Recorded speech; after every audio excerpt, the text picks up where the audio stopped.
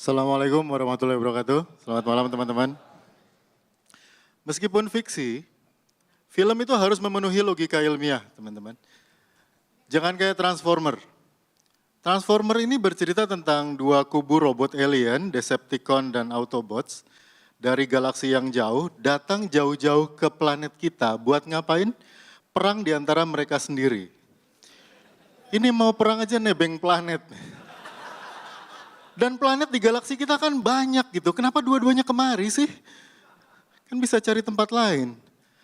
Bayangkan teman-teman, mereka datang menembus ratusan tahun cahaya, mungkin bahkan lebih, untuk datang ke planet kita. 1 detik cahaya itu jaraknya kira-kira 300.000 kilometer.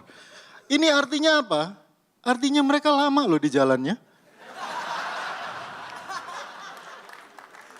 Dan kalau mereka lama di jalannya, yang saya bingung adalah, ini mereka berdua kenapa nggak ngobrol sih? Diselesain gitu masalahnya. Jadi sampai sini kan enak, udah selesai masalahnya.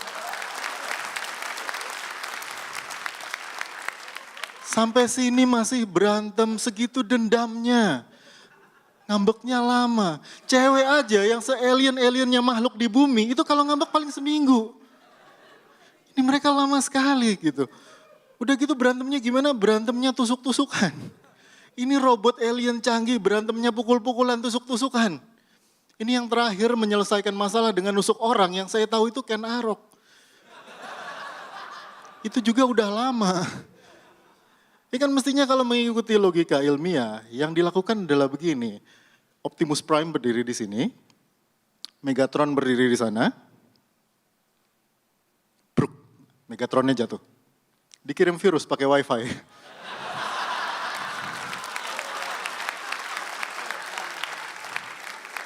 Mungkin ini sebabnya adegannya harus terjadi di Amerika ya, karena kalau di Indonesia biasanya wifi-nya pakai password.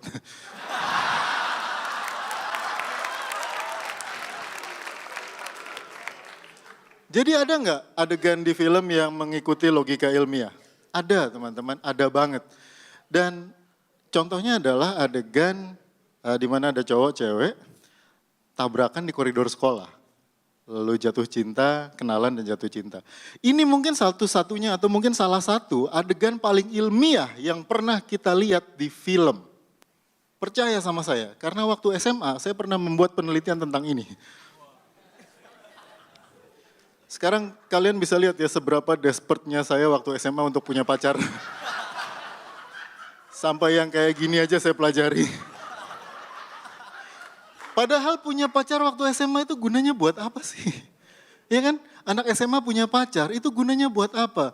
Anak SMA punya pacar tuh sama kayak anak-anak sekarang beli buku-bukunya Panji. Cuman buat dipamer-pamerin doang gitu.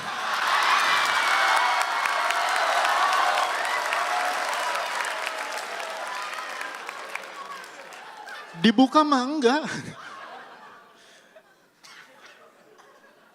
Iya, jadi gini, penelitian saya begini.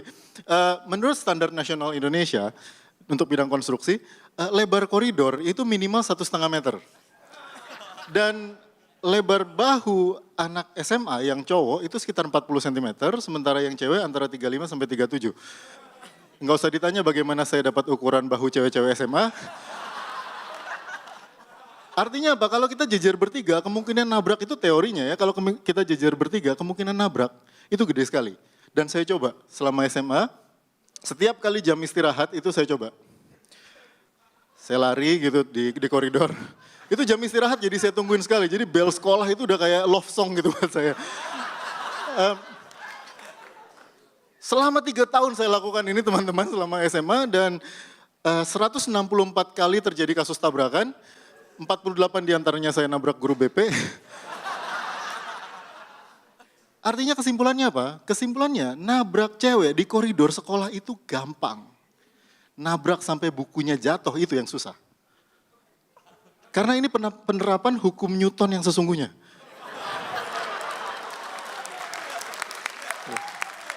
Kalau nabrak mamang-mamang nasi padang gampang, hitungannya jelas.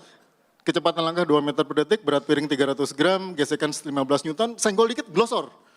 Tapi kalau buku, ini susah, karena bukunya dipeluk. Dan untuk menabrak ini, supaya jatuh, itu sudut tabrakan dan titik tabrakannya mesti pas. di siku. Mesti pas di siku dan ini susah kenapa?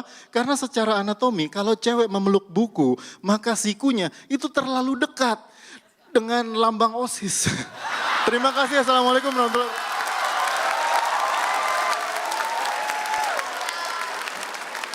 Pak Irfan Karta, seperti biasa, nggak tahu nih, ini semuanya harus tepuk tangan sama pemanggung hari ini, gila-gila nih semuanya bagus-bagus, gila-gila. Pak Irfan Karta juga tidak terkecuali. Di saat hampir di seluruh komunitas di Indonesia selalu ada open mic yang diisi dengan komika-komika muda dengan punchline absurd. Pak Irfan Karta datang dengan punchline yang logis semuanya gitu. Semuanya itu masuk akal tapi tetap lucu gitu. Emang itu briliannya seorang Irfan Karta gitu. Terima kasih. Tapi concern saya cuma satu, saya nggak tahu saya doang yang ngerasa atau yang lain juga. Menurut saya konten filmnya tipis banget gitu. Terutama kayak di beberapa yang udah mulai ke belakang filmnya mana nih udah tinggal ngomongin soal koridor SMA aja. Tapi nevertheless lucu banget. Thank you. Terima kasih. Tadinya aku mau bilang bahwa ini apa enggak yang sempat aku bilang kan bisa nggak dicun agak rendah sedikit supaya.